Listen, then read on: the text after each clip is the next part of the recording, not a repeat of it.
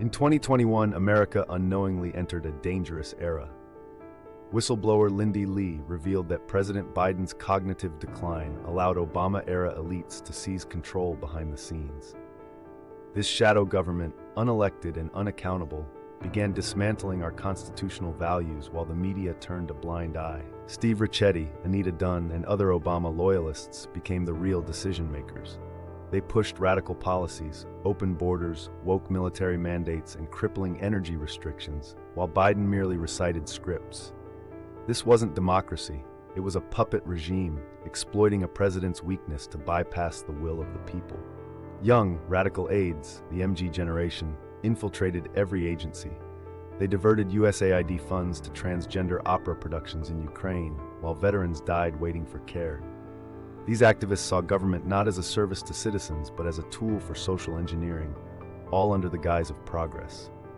Hunter Biden's 11,400 pardons, including drug traffickers and violent criminals, exposed the justice system's collapse. Whistleblowers testified that approvals required Biden family kickbacks. This wasn't mercy, it was a mafia-style racket exploiting presidential authority for profit and protection. $120 billion in Ukraine aid vanished, not for weapons, but for Hunter's shell companies and diversity consultants. Meanwhile, middle-class Americans struggled with inflation caused by reckless spending. This wasn't foreign policy, it was a money laundering scheme disguised as diplomacy.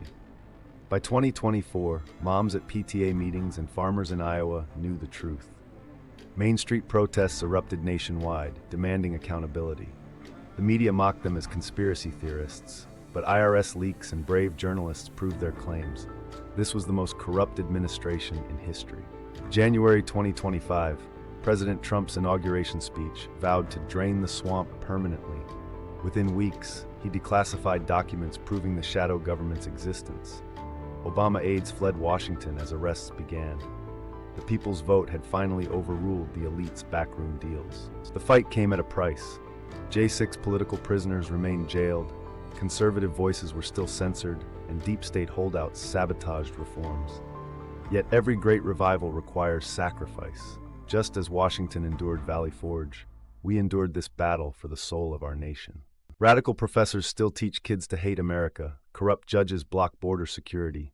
The MG generation lurks in bureaucracies, waiting for 2028.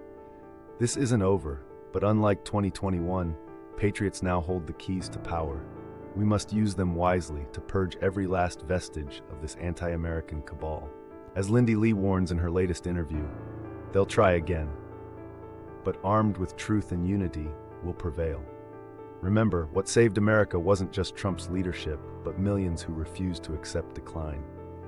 The Constitution survived this assault because patriots fought back.